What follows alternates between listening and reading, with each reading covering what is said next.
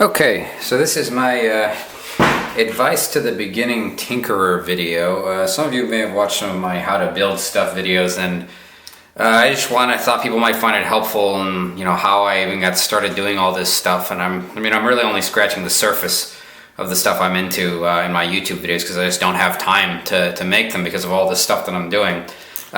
So I guess the first thing I ever started doing avidly was reading. And honestly, I think this is probably, the most important thing that you should do to better yourself, or if you want to learn anything, is just read. And it doesn't really matter what you read. Good fiction, you can learn as much from good fiction as you can from nonfiction. I would stick away from novelizations of movies, junk beach reads, that kind of shit. Even comic books are more useful to read than most of the crap that I see people reading on the train. Nonfiction, some of it can be very dry, but what I usually do is I pick one nonfiction book that I saw in like Colbert or something that interested me, and one fiction book, and I just trade off reading chapter for chapter. And I find I learn a lot that way. So from my avid reading, which was basically sci-fi novels, Calvin and Hobbes, lots and lots of fiction, lots and lots of nonfiction comic books, that kind of stuff. I started off with a kind of a core series of hobbies, and those were gardening. I know, that sounds kind of lame, but honestly, very helpful. Cooking. I loves me some Top Chef. When I started cooking, there was not such a thing as Top Chef. It just would not have gotten any ratings, because literally reality TV didn't exist at that point. Computers.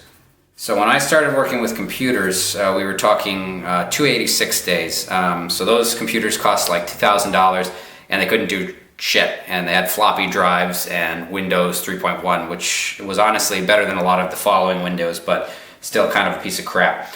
And then carpentry. So those are my 4 core hobbies that I started off with. And basically what we're going to be doing, or what I'm going to be showing you, is how working on these various hobbies of yours, you'll find all these branching connections, and what you're really doing is just building a technology tree for yourself. So you're learning you're applying what you've learned in other hobbies, whether that just be concentration and a little bit basic math, all the way up to something like brewing beer. And you'll find that there's all sorts of interconnections that will play themselves out through your personal and your professional life. Okay, so we're gonna work our way through this tree and basically see where all of this led. So for gardening, I don't know how many of you are gardeners, but basically the next step you make from gardening is composting. You generate a lot of waste, but you also need a lot of good material to fertilize your garden, other than just manure that you buy at Home Depot that's surprisingly expensive for a bag of shit. So I would say almost all gardeners eventually move to composting. I did it fairly quickly. From cooking, I moved up from basic stuff, like scrambled eggs and grilled cheese, to bread. There's something really alluring about bread. It seems like it's an affront to nature, even though it's the most natural thing you can possibly imagine. The first time you make a good loaf of bread, or any loaf of bread, is a stupendous achievement. It feels like a stupendous achievement, even though really you could have done nothing. You could have just kneaded the dough with your bare hands and left it to sit for like 3 days, and you would have gotten the same result. So from computers, just having and buying computers, I moved to building computers. And back in the day, it was a little bit more difficult, actually a lot bit more difficult than it was now, and it was not uncommon for you to start the thing up and fry something, or just have a computer that wouldn't work for no particular reason. Now that it's plug and play, there is no reason not to build your own computer if you're interested. And I highly recommend it, because you can build exactly what you want, a bitching rig for half the price you would pay if you got it from Dell, and you don't get any of the bloatware crap that computer companies love to load on there. So carpentry, obviously, you can't do much carpentry without hand tools. So I knew how to use a lot of hand tools before I started doing any serious hobby carpentry, because we used to just go out in the woods, rob construction sites, build tree forts. So hammers and saws and hand drills, that kind of stuff. Like the ones where you get from your grandpa's shop, where you twist, that kind of a drill, were the first things I learned how to use. So You can see how we're already starting to branch out into more advanced technologies here. So I'm going to start focusing on individual trees now rather than continue to go one by one. So I'm going to start with the cooking tree, so bread. So bread, this quickly led, as soon as I started to enjoy alcohol, to beer. Beer is liquid bread. I mean, this is not a step at all. You need some specialized equipment to make beer, but it's not that hard to make decent beer, good beer even. So that's a very natural step, and that's something that you can learn how to do in a weekend.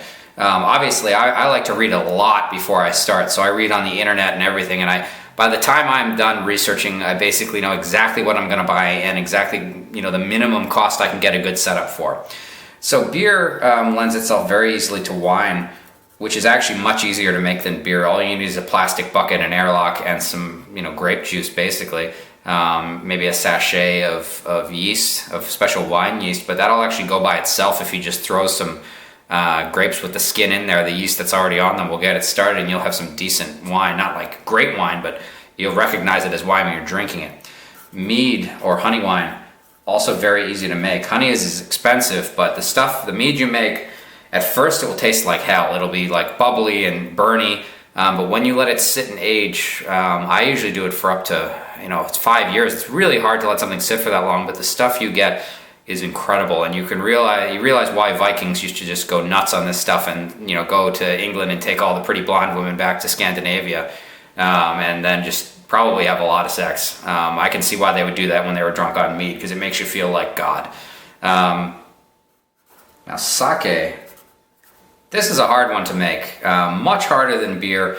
You have to culture a secondary fungus that grows on rice to even get it going, because the whole rice doesn't have any of the enzymes to break down its starches like barley does. But sake was a step that I made fairly early, and I'm glad that I did, because it led me into some of my other endeavors, as you'll see. So from there, we're going to leave the food tree for now. We're going to go back to computers. So from building computers, one of the things I learned pretty early on was how to solder.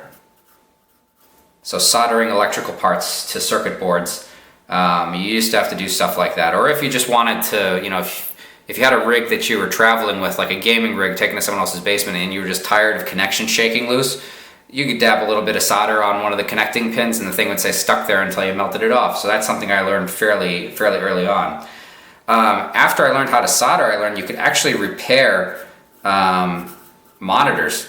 So specifically LCD monitors now, but when monitors break, usually the thing that breaks are the capacitors. The capacitors go bad, and you can very easily remove those and replace them for just a few bucks. And I do that every time I see an LCD monitor on the side of the road. I get it. Sure enough, the capacitors are bad. I replace them, sell it on Craigslist for 20 bucks, or add to my multi-monitor display. Really easy, really cheap. Something that I'm glad I learned.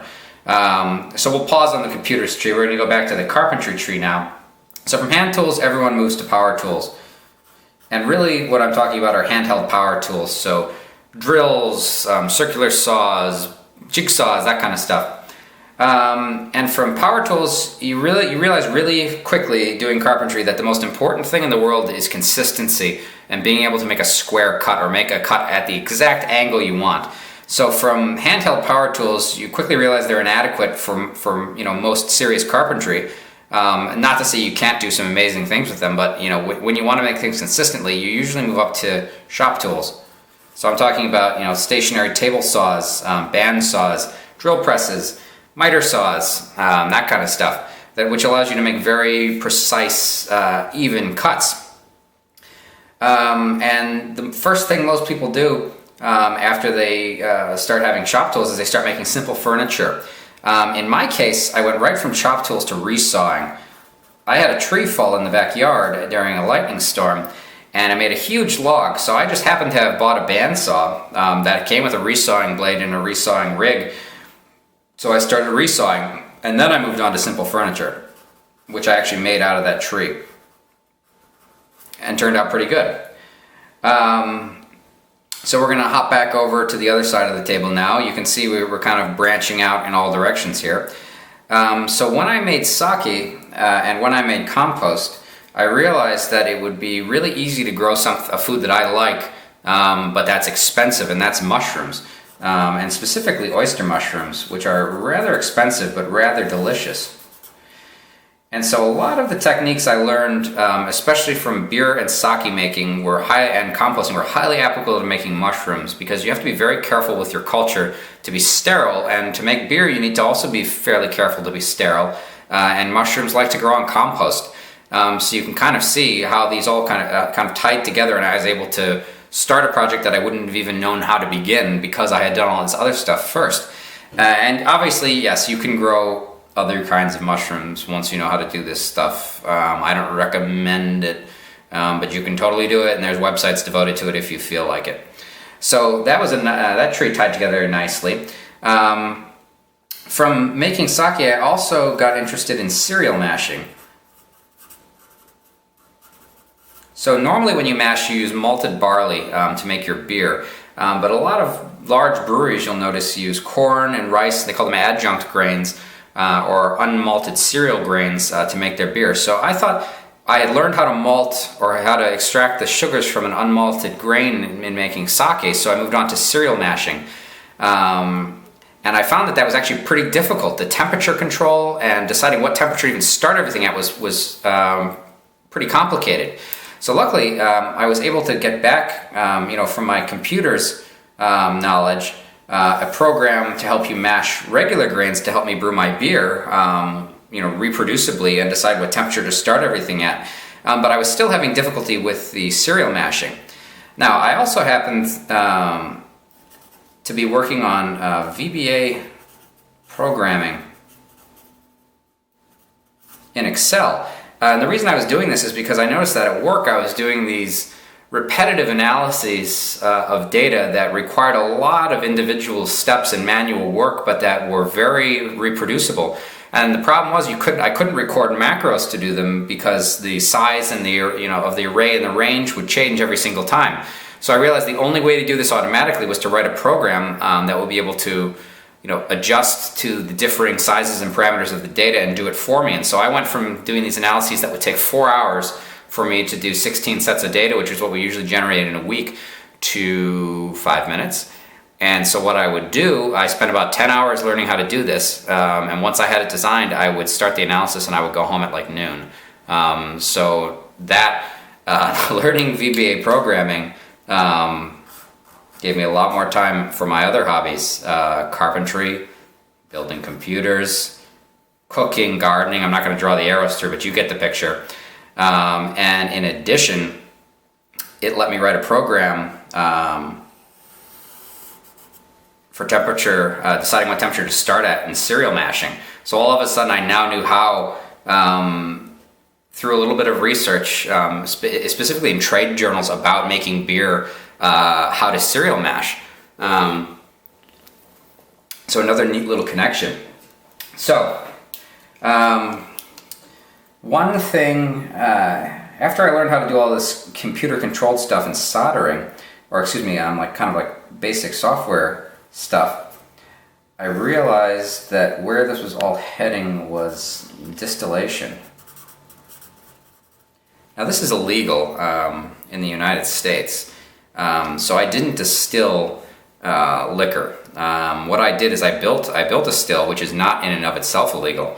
And instead, I would distill the methanol that I was using for cleaning my paintbrushes on my project. So instead of, I had this problem where what the hell do I do with all this, soiled methanol and that I was using for cleaning metal parts and paintbrushes and whatnot, which I was before just throwing on the fire pit or trying to figure out some other way to get rid of it. Instead, I was distilling it, and so what I would be left with was this residue of all the crap that was in there at the bottom of the still, and then clean methanol on the other side. So that was an interesting little aside. And if it ever becomes legal in the United States, like homebrewing is, you can be sure I'm going to distill liquor, because I actually know a lot about it. And because I read a ton about it before I decided that it wasn't worth the risk, to my home and my family. Another thing that came out of this kind of cereal mashing, distillation, soldering, VBA programming, or programming in general, bent was RIM's brewery control, which is a system that has temperature feedbacks and precisely controls the temperature of your mash, or whatever you happen to precisely control the temperature of anything that has a heat input and a recirculating fluid. So that's something I haven't done that yet, but that's now something I know how to do that I'm going to be doing soon. Okay, so back to we're going to go back to VBA. So from there I learned how to program Python. And then rudimentary. Like I have not taken any formalized classes. I'm sure there's tricks that I don't know. I program things that work, but I'm sure they are inelegant. But just another interesting little thing that I learned while VBA programming is that once you know one programming language, it's very easy to pick up other ones, because all of the arguments are there's similar arguments in all of them. Once you know the basic structure of programming, you can learn how to do pretty much any of it. So I learned how to program in Python rudimentarily. So from the simple furniture, I started to make more complex furniture. And what I call complex furniture is probably not that complex to a master carpenter. So I'm talking about like the radiator covers that I make, a desk that I made, a chair that I made, some benches and drawers and everything for downstairs in my wood shop. But anyway, so I started to get much better at making very square, very nice looking wooden structures. And at that point, what I was doing was using this program called SketchUp from Google. Or I don't know, I'm not sure I think Google owns the company that makes it. But it's called SketchUp, and in that you can design all of anything that you're going to make, anything you can think of that you can design in there. So I would design all of my furniture in there before I would even think about cutting it, and it would actually tell me even how much wood I needed to buy with a 20% buffer.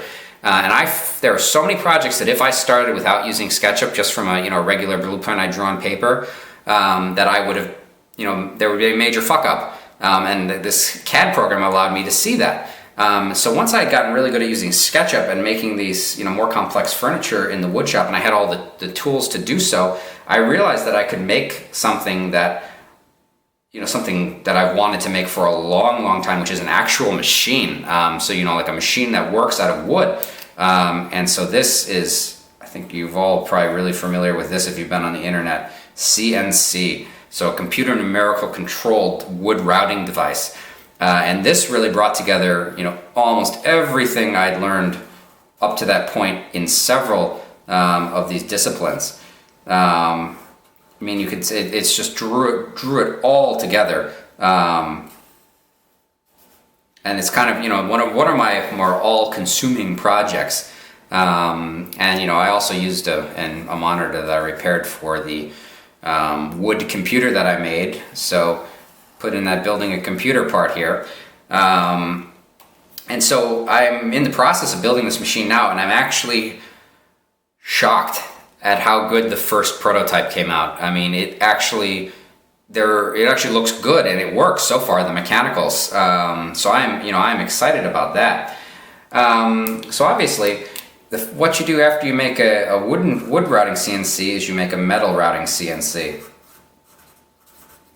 And you do that by using the wood routing CNC to make aluminum parts for your metal CNC. So you can see how these things kind of build. And then once I have that going, in my RIMS brewery, the next obvious step is welding, which is something else I really want to learn how to do. Just really, really, really, really want to learn how to weld. And then this is my 5-year plan. And this is, we're starting here at, maybe 10, maybe 15, 12, 10 years old. And here we are 32. This is kind of my lifetime's hobby development, and this isn't even all of it. This is, these are the ones that I think work well diagrammatically. but you can really see, and actually, there is a connection here too, how these all fit together. And honestly, the only thing that I could say to someone who wants to start doing stuff like this is just try. Just try it. It's daunting. To start some of these tasks is very daunting. Programming, oh my God, I can't tell you how long it took me to start, even though I knew it would be useful. And it's become one of the most useful things I've ever learned. I mean, it saves me so much time at work. People think I'm a dynamo because I get all of this shit done, but I'm actually not working that hard. I'm spending 4 to 5 hours conceptually working on a problem and programming how I'm going to make Excel do it for me. And then it just does it for me. And all of a sudden I don't have to do that work anymore. And I know that the program's going to do it right without any mistakes. And so these two together have gotten me, God, what do I want to say now? Six publications. And I'm in a science field. And it's just unheard of. I don't know anyone else who does it the way I do it, but I'm sure there are people who do. I just don't want anyone else to know about it because it's such a good niche. Such a useful thing to learn, especially if you use Excel in any capacity in your job. VBA programming, learn it. So anyways, back to what I was getting to. Start. Just try these things. Some of them are expensive. Who cares? Just try it. What's the worst thing that can happen? You lose a little money, right? You'll learn something. You'll learn something really useful that will, lead to a lifetime of enjoyment. And when people ask, you talk to people at parties, do you want to be that guy who has nothing to talk about but work and Battlefield or whatever the fuck people play now? I mean, I don't know. I don't have time to play too many video games anymore, but I still do play a lot. Or do you want to be the person who says, I actually do know what you're talking about from that news story, and not only do I know about it, I know how to do it. There's a million things you'll learn from this, and then all of this, every single one of these, all ties back to reading. And this, I even include reading how-tos on the internet, watching YouTube videos. So useful. And you'll find that before long, you know how to approach almost any problem, and you'll realize that there's really nothing that you can't learn how to do. I mean, for me, the only things I can think of are music and art. I suck ass at musical instruments. I've broken a ukulele. That's the closest I've ever come to play. And I learned how to play the Simpsons theme song on a keyboard.